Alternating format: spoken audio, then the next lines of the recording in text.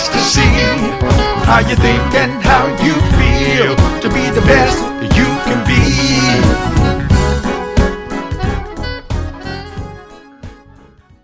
Now we're at video 2, and we're talking about positive behavior, and I hope that you keep that academic achievement in mind because it's all connected. And when you think about positive behavior, I would like to introduce to you what I call the 3 R's, which are respectful, responsible, and reasonable. And I know in the school system they say safe, but safe is actually a part of respect and responsible. But I do want you to know that when you respect yourself first, then others in your age bracket or your grade levels, and adult leadership. That's the main thing about respect. You got those 3 little aspects. And with responsibility, it's you being accountable and safe. And if you threw something on the floor, you're the one that should pick it up. But sometimes, as we learn later, to have heart, maybe you didn't drop it, but you'll pick it up because of the big picture of going up. We want everybody to go up. And being reasonable is just using your head, thinking before you act and react. And I want you to remember this. When you think about respecting yourself, that does include hygiene, which is not hello Eugene. It ain't hygiene. It's you looking good, smelling good, your image, and being appropriate with your dress code. Because y'all know some folks dress any kind of way, but I'm saying this is what is a part of you respecting yourself first. And you do definitely need to think about those in your class and people that you're working with all the time. You need to respect them. But most of all, parents and guardians, that includes bus and school staff, law enforcement. If you respect your leaders in the community, starting at home, that is going to help you with your positive behavior. Now, I just want to know this. How can I tell if you're a 3 R's person? How do I know that you're a respectful, responsible, and reasonable person? How do I know? Well, maybe it's the different respect levels that you have, taking care of your own stuff, using your head and thinking about what we call the big C word of consequences. We're going to talk about that in a second. And acting smart, and maybe being an A+ person, not just on your grades and tests, but to be an A+ excellent person and following those rules. That's what we hope that you can do. Now, I want to also talk about rules and standards and laws, because I know that you know about them.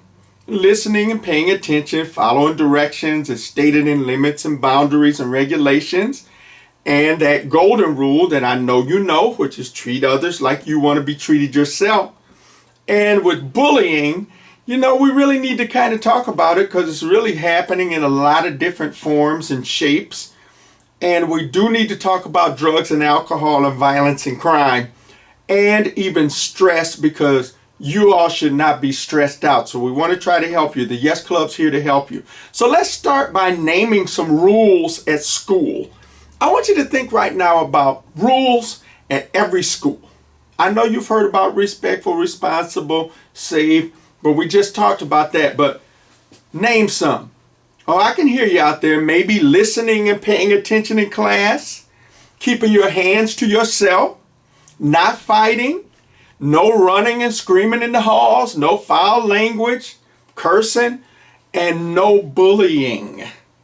And I do want you to know that with bullying, it is generally about getting attention.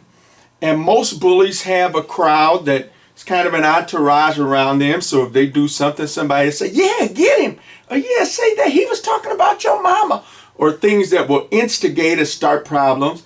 But most of the time, if you catch a bully by themselves, and this is girls and guys, if you catch a bully by themselves at Walmart in the 11th aisle, and nobody's there but you and them, they might be nice to you. Why? Because they don't have that crowd around them, and they don't have this big Hollywood movie star moment where they're trying to be Mr. Big Stuff or Miss Big Stuff and all that in a bag of chips. So always remember, bullying always takes you down, but we're talking about ending up. So if you have poor choices like dealing with drugs, alcohol, violence, and crime, I know that some of y'all know what I'm talking about. Dealing with them cigarettes and drinking beer and all of that stuff, messing around with drugs and hanging with the wrong people, thinking about maybe robbing a little store, put a little thing on. You know they got surveillance cameras up there. You know it's a little old lady around the corner and she got her cell phone out taking a picture of you. So we just want to make sure that we stay out of juvenile detention, and that comes from paying attention. And that's why we have these workshops. So I want to make sure that you know about that big C word, which is consequences. So we need to talk about consequences, because consequences are results of things that you caused. And it could be good, could be bad, just kind of depends. Good consequences are getting good grades, which you might get a reward for passing or getting your diploma or moving forward. I'm certainly somebody that'll reward you for moving up with your academics. But bad consequences, everybody knows that. Bad grades, referrals, suspensions, expulsions. And you know where you end up? In jail. And so we want to make sure that you don't end up there. And sometimes if our consequences are real bad and we don't listen and keep doing it, sometimes we might end up dead. So we don't want that to ever happen. So we're aware that poor behavior involves our emotions and our situations, personal and social circumstances and issues.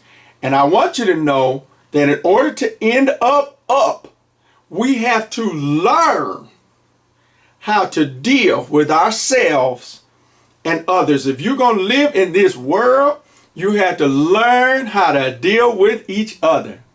And now we're going to talk about that last topic.